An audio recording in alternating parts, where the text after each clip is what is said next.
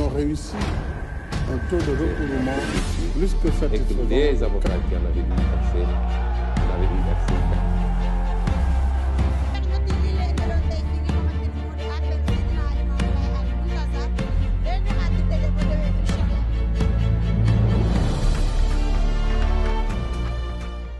li ñu fi dajale tey mooy patrouille patrouille conjointe lañ ko wooyee patrouille conjointe mooy lan mooy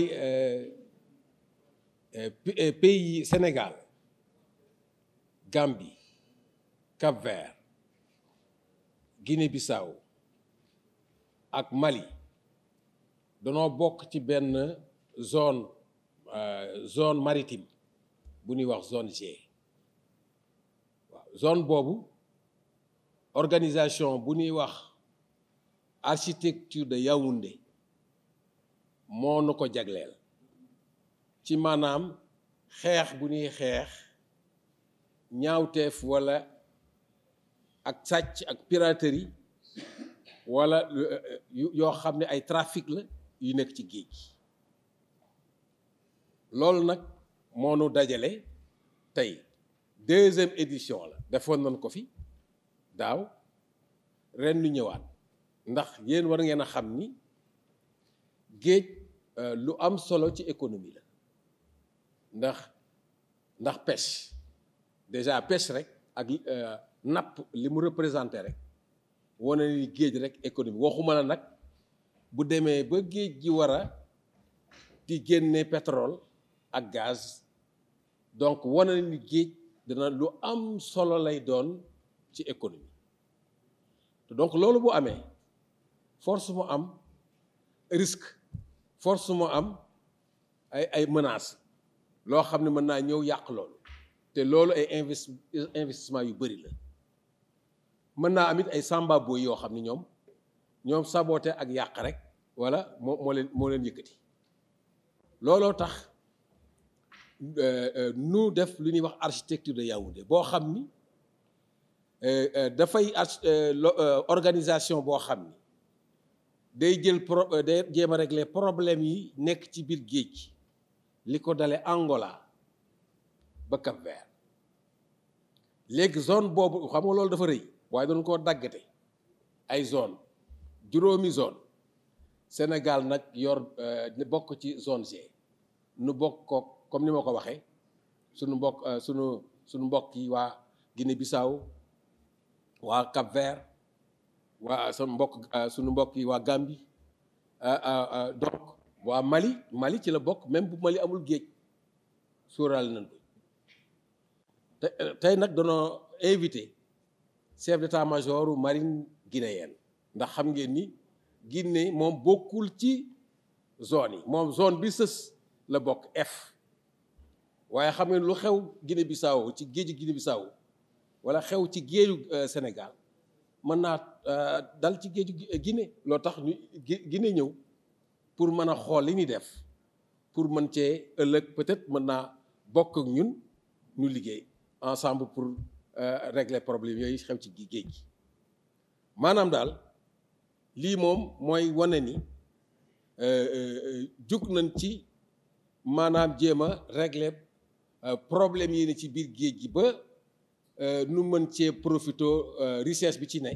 ak alal ji ci ne ñu mën koo profité bu baax pour suñu économie te loolu nag booloo moo gën nga def ko yow kese waaw léegi dajee bi ñu dajee day tax nu mën a boole suñu xam-xam boole suñuy jumtukaay yépp pour mën a xeex yooyu ba du mën a di am walla muy law ci biir géeju Sénégal walla géeju Gambie walla géeju Guinée-Bissau walla géeju Cap-Vert loolu moom moo tax nu dajee fi nu dajewaat fi dajee woon fi daaw mu doon réussite bu mag nu dajewaat fi ren juróom-benni fan nag danoon boole suñuy jumtukaay di liggéey pour géej gi gën a mën a am jàmm ba ko mën a nappi normalement pétrole bi nu mën ko exploiter normalement lu ci économie bleue bi gën a développé muy doon loo xam ne day doon njariñ suñu réew di doon richesse pour suñu population yi.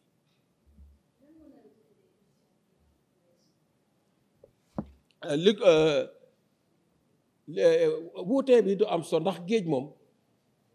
benn melokaan la yor waaw waaye comme dafay yaatu du nu mën a dajal géej yëpp géej dafa yaatu donc édition bu ne dañuy am ay objectif spécifique dañuy am loo xam dañuy wax ne lii tey moom lii la ñuy saytu waaw zone bii la ñuy def effort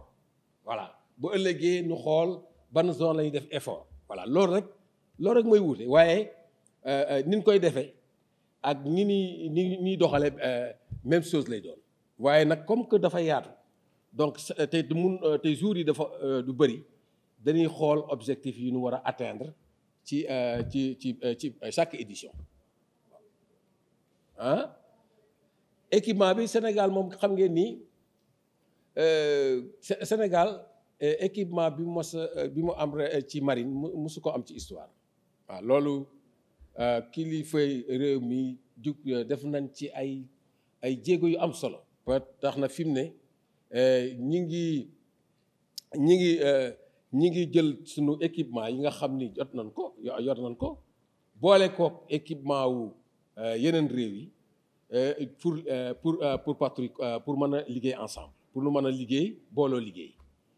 équipement yi ñu fi teg nag mooy am na patrouilleur bateau boo xam day patrouiller ah bateau boo xam day daw ci biir géej gi ak yor ay canons yoo xam ni dana mën a surveiller dana bokk bateau Sénégal am na bateau boo xam ni day transporter ay matériel ak ay soldats ay troupes ndax yenn saa yi nu jël ay nit ñu xool ci tefes gi wala xool ci biir suuf si sosog géej gi ndax amul ñu fa làqu yooyu matériel yooyu def nañ ko sunu naataango yi aussi def nañ ay matériel yoo xam ni day bokk ci exercice bi voilà.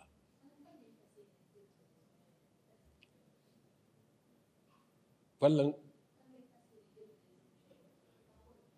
non fi ñu ko gën a jëmale rek mooy gën a liggéey ensemble am na loo xam ne moom lu am solo loo xam ne war nañ ci bàyyi xel mooy centre bi nga xam ni mooy centre de coordination bi nga xam ne moo war a coordonner li ñuy def centre boobu mi ngi nekk Praia centre boobu ñu ngi koy dawagul ni mu war a dawee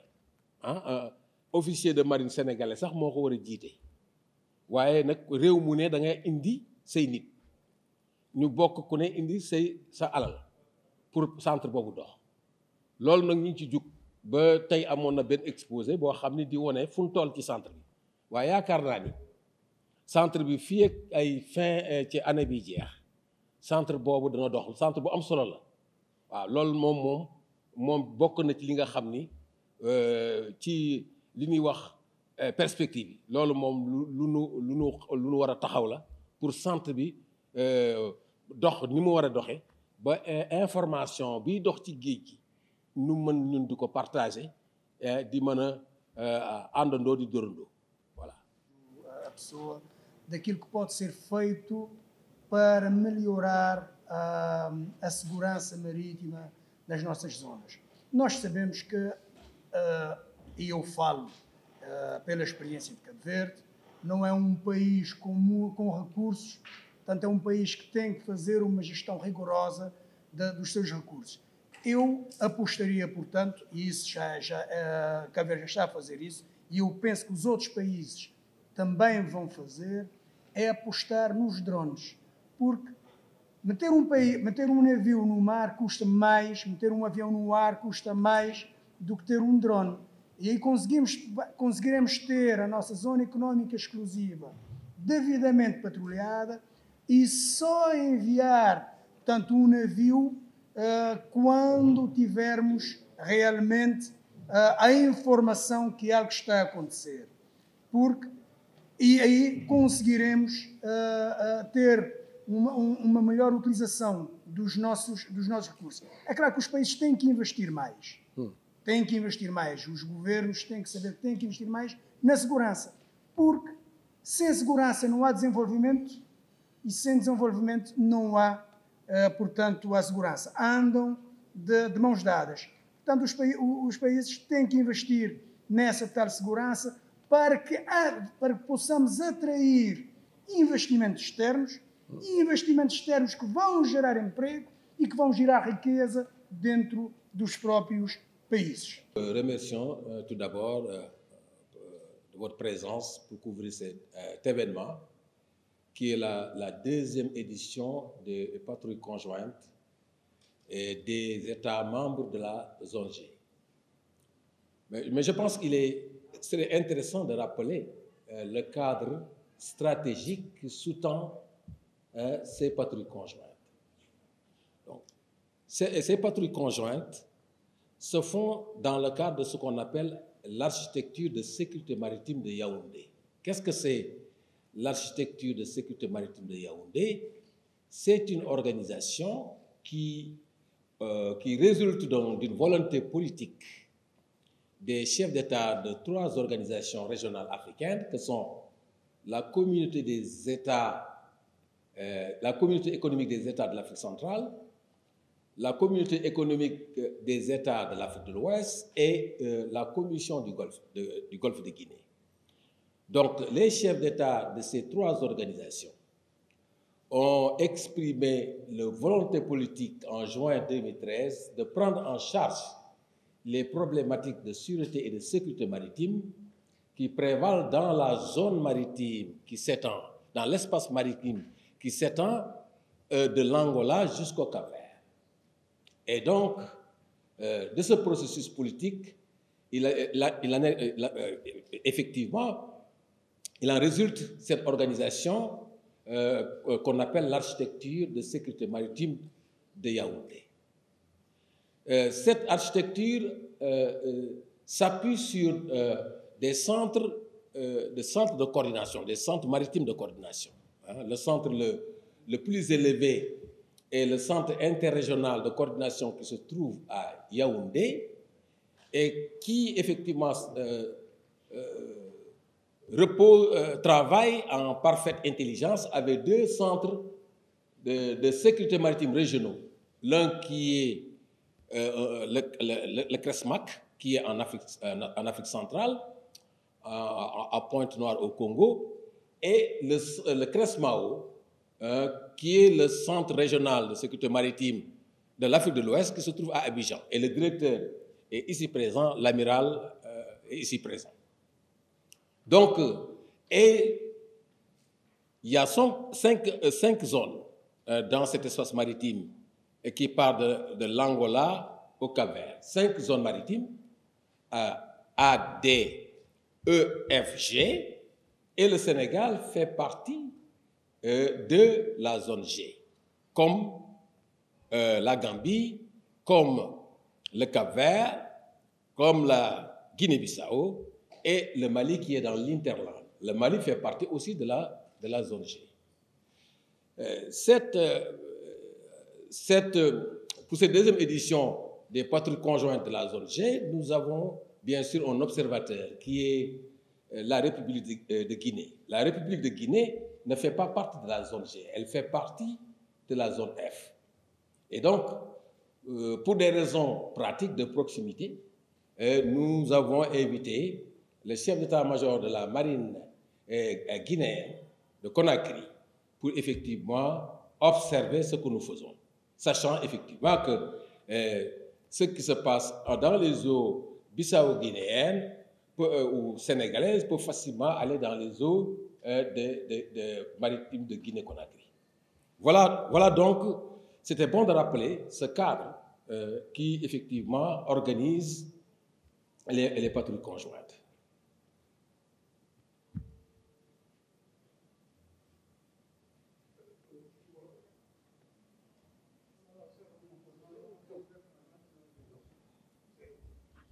Je voudrais aussi ajouter que ces patrouilles conjointes visent donc à, comment dirais-je, sécuriser nos espaces maritimes que nous partageons entre différents États membres. Et donc, nous avons l'opportunité à cette occasion de travailler ensemble. de partager nos expériences, de mutualiser nos capacités pour pouvoir faire face à des problématiques comme la piraterie maritime, comme les vols à main armée, comme les violences en mer, et même d'autres problématiques comme les trafics illicites de drogue. Vous avez constaté qu'effectivement, qu'il y a un fort trafic de drogue transatlantique qui passe par cette sous-région. Et donc, tous ces menaces et risques sont effectivement pris en compte dans le cadre de ces patrouilles conjointes. Donc, nous avons mis en place des moyens navals, nous avons mis en place aussi des unités d'intervention rapide, des commandos, et qui effectivement peuvent intervenir sur le littoral pour prendre en charge effectivement des menaces qui sont près de la mer et qui se trouvent sur la terre. Donc voilà donc un peu résumé ce que nous allons faire effectivement dans le cadre de cette deuxième édition des patrouilles conjointes dans la zone G. Il faut voir que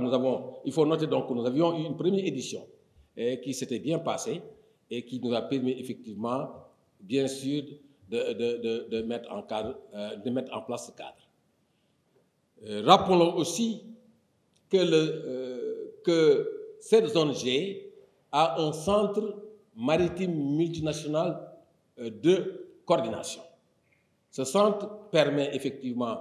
l'échange d'informations entre les États, mais aussi de coordonner tout ce que nous faisons, dans ce cadre. Et donc ce centre se trouve à Praia. Vous avez vu l'exposé que le directeur du centre, qui est un officier supérieur de marine de la marine sénégalaise, et qui va diriger ce centre. Il a fait son exposé, et donc nous sommes dans le processus de mise en place de ce centre qui sera certainement opérationnel d'ici la fin de l'année 2023. Donc il y a une volonté affirmée de la part des autorités capverdiennes, effectivement, d'opérationnaliser ce centre qui se trouve à Praia. Ils ont réussi un taux de recouvrement plus que et que satisfaisant. les avocats qui en avaient dû verser